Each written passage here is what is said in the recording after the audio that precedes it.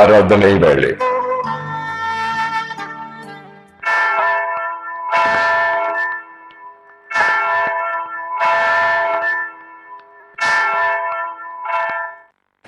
இறைமகன் இயேசு கிறிஸ்துவின் இணையற்ற நாமத்தில் இந்த ஆராதனை வேளை சிறப்பு நிகழ்ச்சிக்கு உங்கள் யாவரையும் வாழ்த்தி வரவேற்கிறோம்.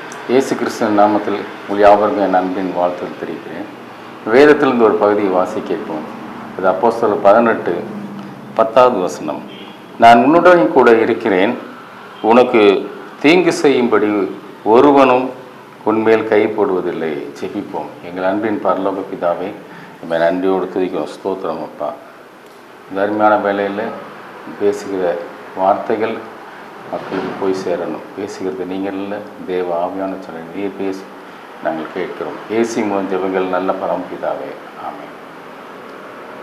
நான் மெஜர் கோட்ஸில் நான் வேலை பார்க்கும்போது என்னோட நெருங்கிய நண்பர் திருமண காரியத்துக்காக எனக்கு அதிகமாக உதவி செய்தவர், எனக்கு மிகவும் நெருக்கமானவர். ஆனால் அந்த நேரத்தில் பார்த்தீங்கன்னா அவர் எனக்கு பண உதவி செஞ்சுட்டு அதை திடீர்னு பணத்தை எனக்கு வேணும்னு சொல்லி என்னை ரொம்ப தொந்தரவு பண்ணார். நான் எங்கள் டிபார்ட்மெண்ட்டில் பார்த்தீங்கன்னா என் நண்பர்கள் மத்தியில் சீட்டு ஃபண்டு ஏதாவது ஒரு பண உதவி ஏதாவது ஒருத்தருக்கு ஒருத்தர் உதவி செய்கிறது பழக்கம். அப்படி சங்கர்னு சொல்லி என்னோடய ஃப்ரெண்டு ஒருத்தர் என்ன செஞ்சார், சரி இந்த சீட்டு போட்டுக்க, முதல் சீட்டில் நான் உனக்கு கொடுத்துட்றேன், அந்த பணத்தை வச்சு நீ உன்னோட கடனெல்லாம் அடைச்சிரு அப்படின்னு சொல்லி சொன்னார். சரி அப்படின்னு சொல்லிவிட்டு நானும் அதை உடன்பட்டு அவர் எனக்கு உதவி செஞ்சதுக்கு நான் சரின்னு.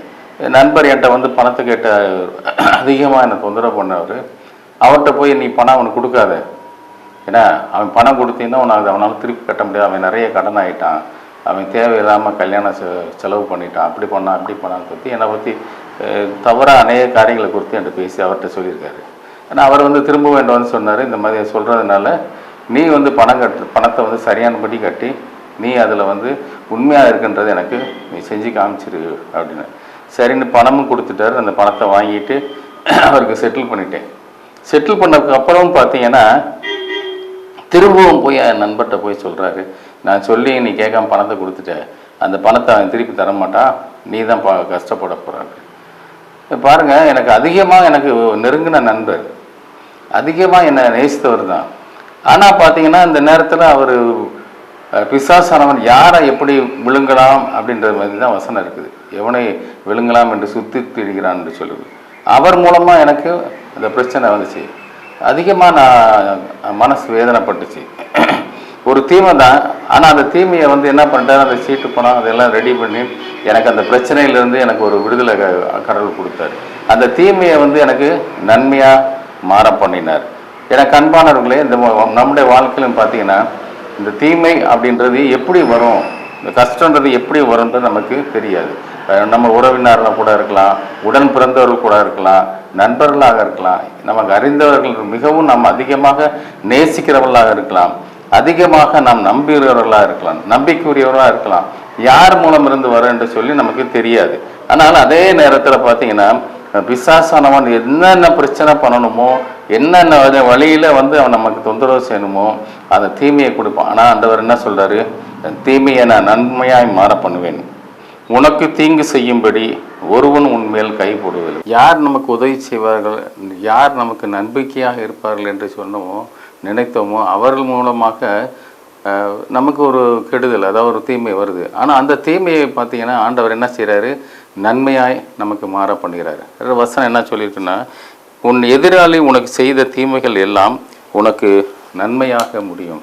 எனக்கு அன்பானவர்களே, நமக்கு இப்படிப்பட்ட காரியம் நடக்குது, இப்படி ஒரு தீமை நடக்குது, இது ஒரு கெடுதல் நடக்குது, இதை விட்டு நம்மளால் ஒன்றும் நம்மளால் செய்ய முடியலையே, நம்ம பேச முடியலையே, நம்ம இதனால் இந்த பிரச்சனையிலேருந்து வெளியே வர முடியல நீங்கள் ஒரு வேலை நினச்சிட்ருக்கலாம்.